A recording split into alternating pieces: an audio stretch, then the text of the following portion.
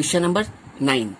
If ये आपके पास एक मैट्रिक्स दे रखा है और ये मैट्रिक्स दे रखा है, दोनों मैट्रिक्स याद रखें आपके पास इक्वल दे रखे हैं और हमें क्या करना है यहाँ पर एक्स वाई जेड और पी की वैल्यू फाइंड करनी है। क्लियर हो गया क्वेश्चन?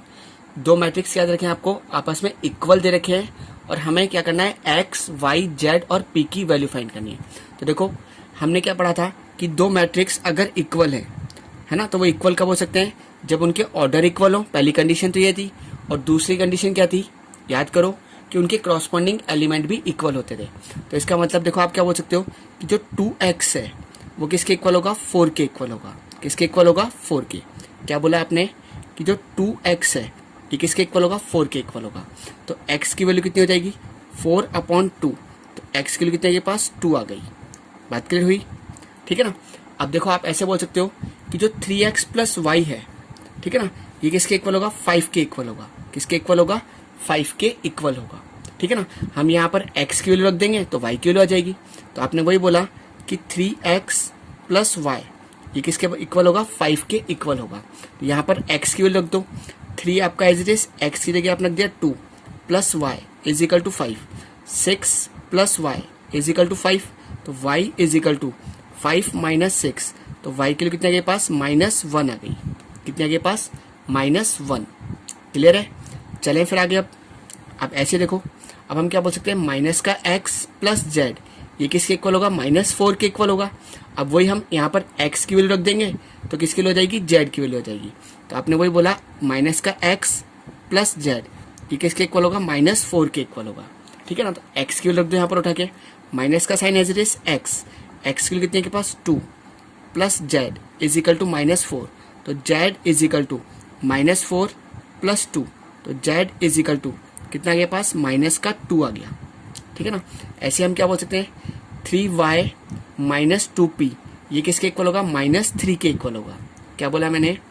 3y - 2p ये किसके इक्वल होगा? -3 के इक्वल होगा।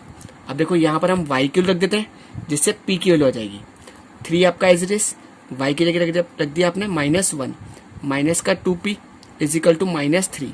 ये कितना हो गया? -3 - 2p = -3। अब मुझे इसकी वैल्यू चाहिए तो इस -3 को उठा के ले जाता हूँ। -2p = -3 है ना। ये माइनस का इधर किस हो जाएगा? +3 हो जाएगा। तो -2p = 0। तो p की वैल्यू कितनी आ जाएगी पास? 0 आ जाएगी। कितनी आ गई p की वैल्यू? 0। तो देखो x की वैल्यू क्या हो गई पास? 2 हो गई। y की वैल्यू कितनी हो गई? -1। z की वैल्यू क्या हो गई? -2 और p की वैल्यू कितनी हो गई? 0 हो गई। चले अब देखो क्वेश्चन नंबर 9 देखते हैं क्या बोल रहा है ये। Find the value of a, b and c if matrix a and b are equal. ठीक है ना। क्या बोल रहा है ये कि ये आपका a मैट्रिक्स दे रखा है और ये आपका b मैट्रिक्स दे रखा है। दोनों मैट्रिक्स जो है आपस में इक्वल दे रखे हैं और हमें यहाँ पर क्या करना है? a, b और c की वैल्यू फाइंड करनी है। तो देखो इक्वल का मतलब समझ गए।